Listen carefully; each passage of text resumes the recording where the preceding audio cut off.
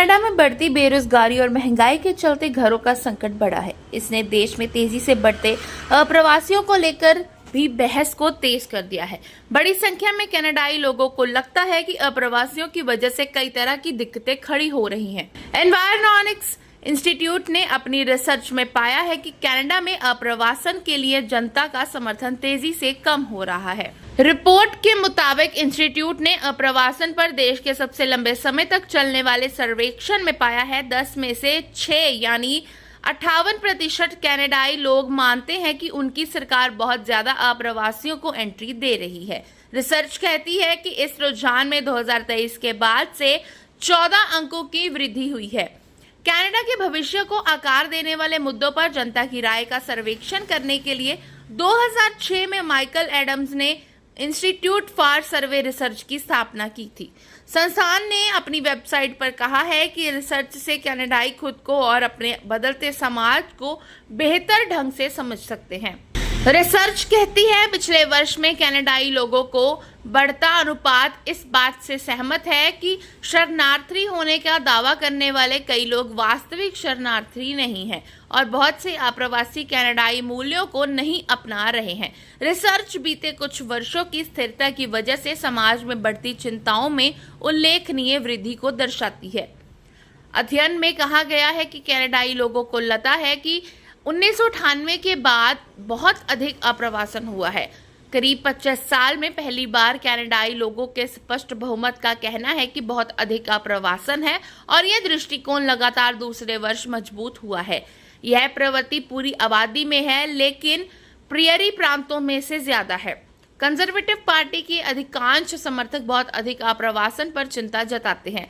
Liberal party के 45% और NDP समर्थकों में 36% इसे गंभीर मुद्दा मानते हैं। अप्रवासन को हतोत्साहित करने के कारणों के संबंध में कनाडाई लोगों को इस बात की चिंता है। आवास की कमी और सामर्थ्य को देखते हुए नए लोगों को कैसे समायोजित किया जाएगा। रिसर्च कहती है कि कनाडाई समाज को विदेशियों को स्वागत करने वाले कहा जाता रहा है, लेकिन मौजूदा हालात इस रुख को एक हद तक बदल रहे हैं। कनाडा में बढ़ती बेरोजगारी और महंगाई के चलते घरों का संकट बढ़ा है। इसने देश में तेजी से बढ़ते अप्रवासियों को लेकर भी बहस को तेज कर दिया है। बड़ी संख्या में कनाडाई लोगों को लगता है कि अप्रवासियों की वजह से कई तरह की दिक्कतें खड़ी हो रही हैं। एनवायरनॉनिक्स इंस्टीट्यूट ने अपनी रिसर्च में पाया है कि कनाडा में अप्रवासन के लिए जनता का समर्थन तेजी से कम हो रहा है। रिपोर्ट के मुताबिक इंस्टीट्यूट ने अप्रवासन पर देश के सबसे लंबे समय तक चलने वाले सर्वेक्षण में पाया है 10 में से 6 यानी 58% कनाडाई लोग मानते हैं कि उनकी सरकार बहुत ज्यादा अप्रवासियों को एंट्री दे रही है। रिसर्च कहती है कि इस रुझान में 2023 के बाद से 14 अंकों की वृद्धि हुई है। कनाडा के भविष्य को आकार देने वाले मुद्दों पर जनता की राय का सर्वेक्षण करने के लिए 2006 में माइकल एडम्स ने इंस्टीट्यूट फॉर सर्वे रिसर्च की स्थापना की थी। संस्थान ने अपनी वेबसाइट पर कहा है कि रिसर्च से कनाडाई खुद को और अपने बदलते समाज को बेहतर ढंग से समझ सकते हैं।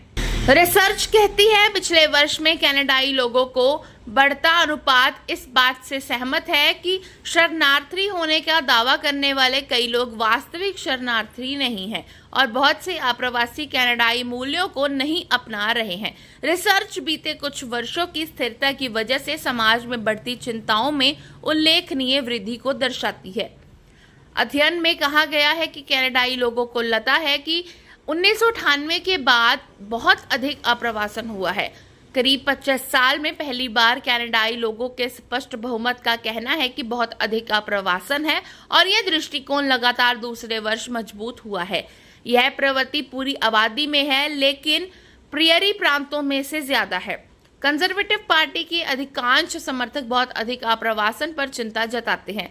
लिबरल पार्टी के 45% और एनडीपी समर्थकों में 36% इसे गंभीर मुद्दा मानते हैं। अप्रवासन को हतोत्साहित करने के कारणों के संबंध में कनाडाई लोगों को इस बात की चिंता है। आवास की कमी और सामर्थ्य को देखते हुए नए लोगों को कैसे समायोजित किया जाएगा। रिसर्च कहती है कि कनाडाई समाज को विदेशियों को स्वागत करने वाले कहा जाता रहा है, लेकिन मौजूदा हालात इस रुख को एक हद तक बदल रहे हैं।